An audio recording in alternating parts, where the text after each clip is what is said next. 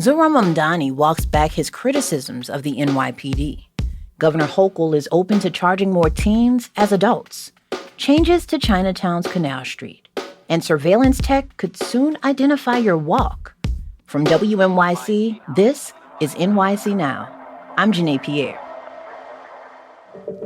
Democratic mayoral nominee Zohran Mamdani is walking back criticisms he directed at the NYPD back in 2020 during the George Floyd protests. Mamdani was asked about his old social media posts during an interview on The Brian Lehrer Show. But do you still believe the NYPD is racist, anti-queer, and a major threat to public safety? No, I do not. And I've made clear over the course of this campaign that the NYPD and police officers in general are critical partners in creating public safety. His rivals in the mayor's race, Andrew Cuomo and the incumbent, Mayor Eric Adams, have pointed to his comments on policing following last week's mass shooting in a Midtown office building. They argue Mamdani's prior remarks show he could not maintain the trust of the NYPD. Governor Kathy Hochul is open to charging more teenagers as adults, saying recent changes to criminal justice laws may do too much to favor defendants over victims. Hochul says the shift is worth exploring when state lawmakers reconvene in January. The legislative session is the time to do that, and we'll certainly entertain conversations on every topic related to criminal justice. Some prosecutors are calling for changes to the age of criminal responsibility, following an uptick in youth defendants committing more serious crimes. That comes after a 2017 law required 16 and 17-year-olds to be treated as children for most criminal acts. Hochul has also been touting changes that loosen requirements for sharing evidence before a criminal trial. Those changes went into effect on Thursday. Speaking of changes, New York City is making big changes to Canal Street in Chinatown. Last month, a reckless driver killed 2 people after speeding off the Manhattan Bridge. Now, officials say they're installing barriers and sand-filled barrels in front of pedestrian crossings at Canal Street and Bowery. That's where the alleged drunk driver crashed. Police say they were traveling at over 100 miles per hour. Officials say crews will reduce the width of some of the lanes coming off the bridge over the next few weeks. The city will also reduce the speed limit from 35 to 20 miles per hour on vehicles coming off the Manhattan-bound side of the bridge that runs to Canal Street.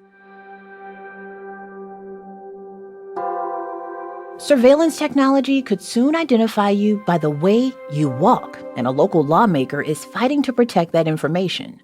More on that after the break.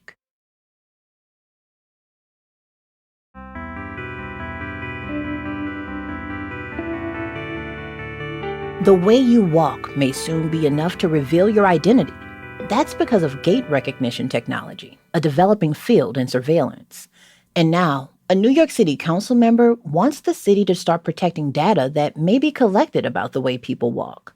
WNYC's Ben Feuerherd has been reporting on this. Okay, Ben, so how does gait recognition technology actually work?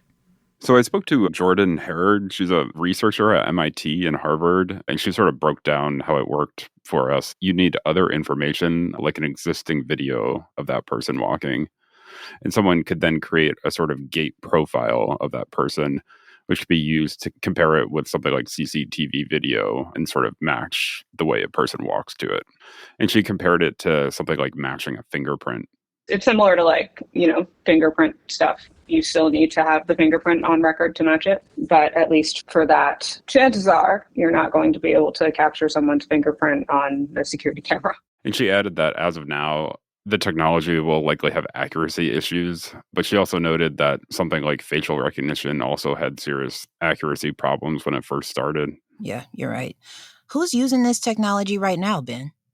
So the experts we spoke to, including someone at Yale and someone with the New York Civil Liberties Union, say gait recognition is being developed by private companies, like people in the security space who work with what's called biometrics. And the idea is that biometrics actually goes beyond traditional identifiers that might come to mind, like a person's fingerprint or footprint. It now includes what they call behavioral biometrics.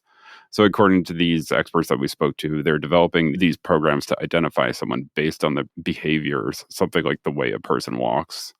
And law enforcement has certainly used the way a person walks to identify them. There was a pretty notable case a few years ago where an FBI agent identified someone wanted for robbing casinos in Las Vegas. And the FBI agent wrote in a charging complaint that he identified the person because of his distinctive gait. Wow, that's really interesting. So, Ben, what can you tell us about this bill that's supposed to protect New Yorkers from this gait recognition technology?